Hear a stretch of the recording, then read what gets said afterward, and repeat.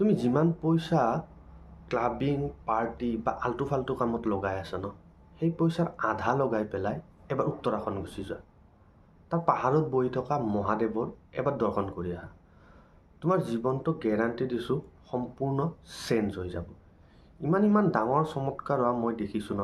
Even মই নিজৰ লাইফৰ কথা কওঁ, যেতিয়া মই ফাৰ্ষ্ট টাইম কেদাৰনাথ গৈছিলোঁ, তেতিয়া না মোৰ লাইফৰ কিবা গ'ল আছিল, না মই কিবা জানিছিলোঁ।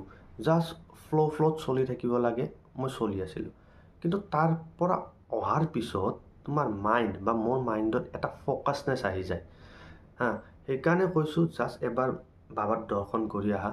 নিজৰ হাত দুখন দাঙি পেলাই বাবাৰ ওচৰত যোৱা যে প্ৰভু, মই একো নাজানো, কেনেকৈ কৰিম, কি কৰিম, বাছ মোৰ হাতখন ধৰি মোক আগুৱাই লৈ যাওক।